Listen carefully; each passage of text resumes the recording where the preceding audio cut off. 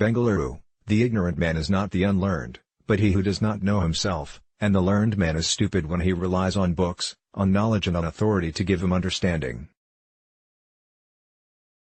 Understanding comes only through self-knowledge, which is awareness of one's total psychological process.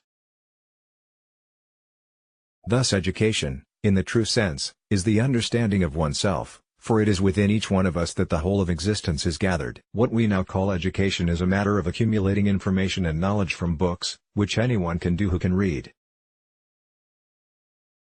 Such education offers a subtle form of escape from ourselves and, like all escapes, it inevitably creates increasing misery. Conflict and confusion result from our own wrong relationship with people, things and ideas, and until we understand that relationship and alter it, mere learning, the gathering of facts and the acquiring of various skills, can only lead us to engulfing chaos and destruction. As society is now organized, we send our children to school to learn some technique by which they can eventually earn a livelihood.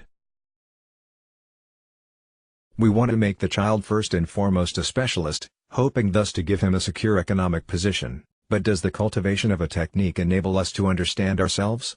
While it is obviously necessary to know how to read and write, and to learn engineering or some other profession, will technique give us the capacity to understand life?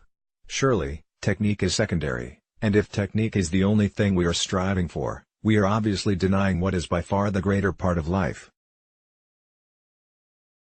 Life is pain, joy, beauty, ugliness, love, and when we understand it as a whole, at every level, that understanding creates its own technique. But the contrary is not true. Technique can never bring about creative understanding.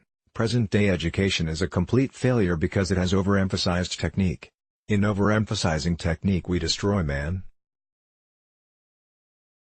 To cultivate capacity and efficiency without understanding life, without having a comprehensive perception of the ways of thought and desire, will only make us increasingly ruthless, which is to engender wars and jeopardize our physical security. The exclusive cultivation of technique has produced scientists, mathematicians, bridge builders, space conquerors, but do they understand the total process of life? Can any specialist experience life as a whole? Only when he ceases to be a specialist. Technological progress does solve certain kinds of problems for some people at one level, but it introduces wider and deeper issues too. To live at one level, disregarding the total process of life, is to invite misery and destruction. The greatest need and most pressing problem for every individual is to have an integrated comprehension of life, which will enable him to meet its ever-increasing complexities. Let's block ads. Why?